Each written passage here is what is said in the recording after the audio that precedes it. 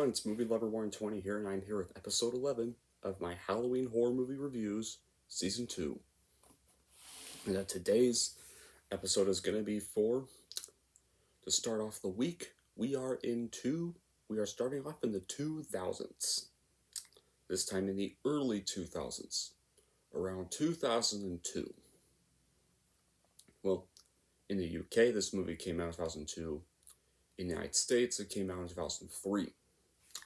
But regardless of when it came out, it's still kind of a 2002 film. But with that being said, what is the movie review going to be? Well, it's going to be for a British zombie movie directed by Danny Boyle, the director of Trainspotting. Yes, the movie we are going to be reviewing today is 28 Days Later, what is probably the best zombie flick I've ever seen. Yeah, like, Night of the Living Dead's good, Dawn of the Dead's good, but this is fucking phenomenal. I love 28 Days Later. Easily one of the best horror films of all time. And probably not the greatest horror movie of the 2000s. So anyway, with that being said, yeah, this film was released in 2002, getting critical acclaim, and is loved by horror fans as one of the best zombie films of all time. And here's what this movie is about. So, animal activists invade a laboratory with the intention of releasing chimpanzees that are undergoing experimentation, infected by a virus that causes rage. And naive activists ignore the police as scientists to keep the cages locked, with disastrous results.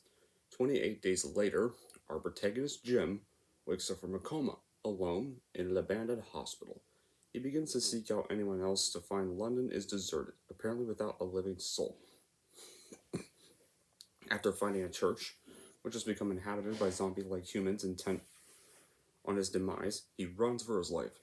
Selena and Mark rescue him from the horde, trying to bring him up to date on the mass carnage and horror as all of London tore itself apart.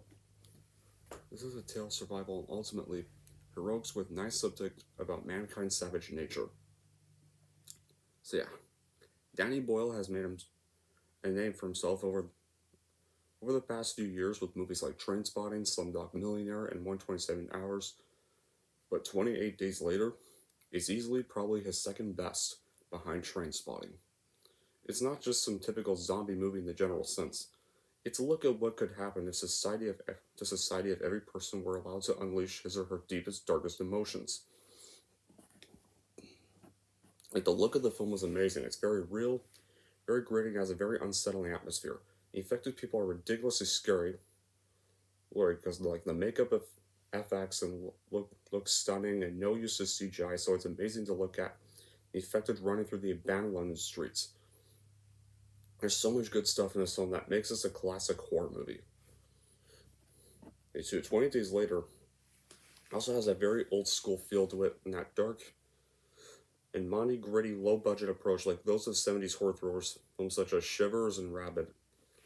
And has excellent effective David Cronenberg films in 28 has that feel intentional or not intentional. Still has that great feel. The casts are excellent and give performances very well, especially Cillian Murphy, who gives a stellar performance here and who became a big movie star after this in America. Also, you have the excellent Naomi Harris as a tough and brutal warrior survivor Selena. Also, a strong solid performance from the great Brendan Gleeson. As a good man and father trying to keep his daughter safe, even if he doesn't really have much screen time. Another great performance comes from Christopher Eccleston and as that sinister army captain with scary motives. A superb all-British cast of top talent here. Like, Danny Boyle really puts real characters on the screen that feel real and act probably how you would in that situation. Like, the main guy, Jim, is such an ordinary guy. He's slim and all natural, so he's totally believable, and it's a great performance. I love the small band of survivors that basically become a little family and share some lovely, little tender moments as they travel out of London City in search of a better place, and of course that leads us to another star.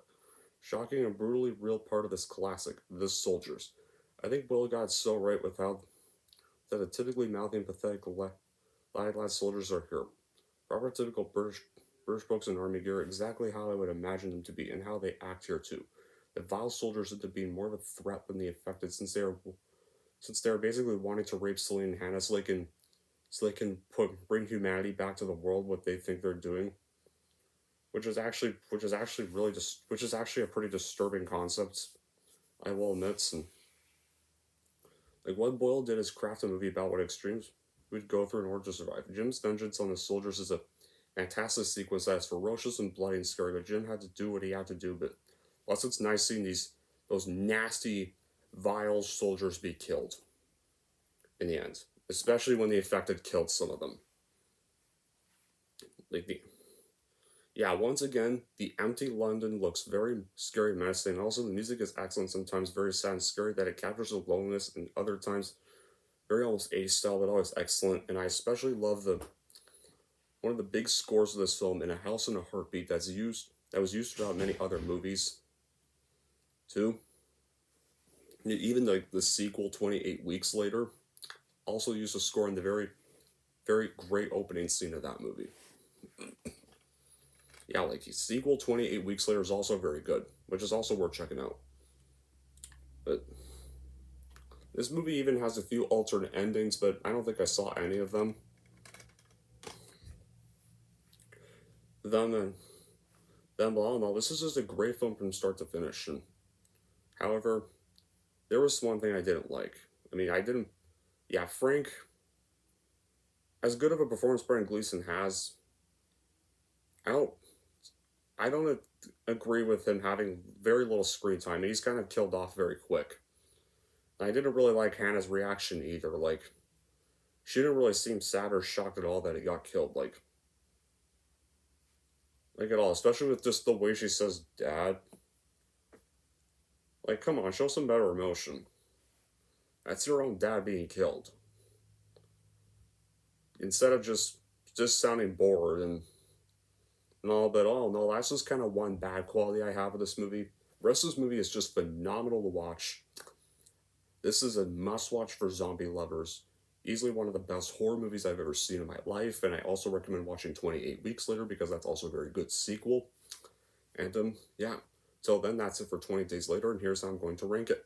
I am going to give 28 Days Later a 10 out of 10.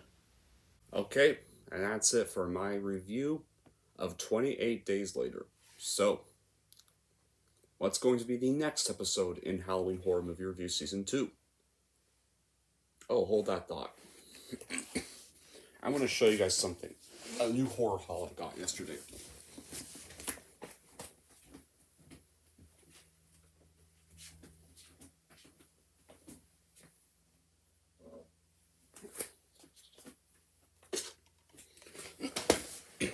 Alright. Before I announce the next episode, I have a bit of a horror haul to show you guys. Ta-da! A new and improved Jason mask. I'll probably just give the other 2 attempts I got to Value Village. Probably go to Value Village this week on my day off and probably just go give them there. I also got 2 new cups. Every Day is Halloween, Michael Myers cup, and a Friday 13th Jason mask cup. All at my Spirit of Halloween store. Oh, and another movie I finally got to add to my collection, The Lost Boys. Yes, including the 2 shitty sequels. I only bought this because I wanted to get the first one. The first one's the one I like. Yeah, these 2 can screw themselves. This was pretty much the only way to get the first one. But anyway, what's going to be the next episode? Well, we are going back straight into kind of the 70s. The gritty 70s. Yeah, like, we're going to be witnessing one of the most shocking films of America that was made in the 70s. And let me get it.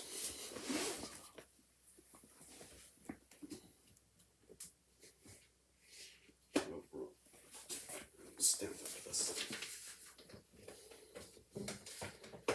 Where is it? Ah, here it is. Alright. Our next review is the original I Spit on Your Grave. Yes, I own the remake, guys. It's right there. But we're going to review the original 1978 movie for the next episode.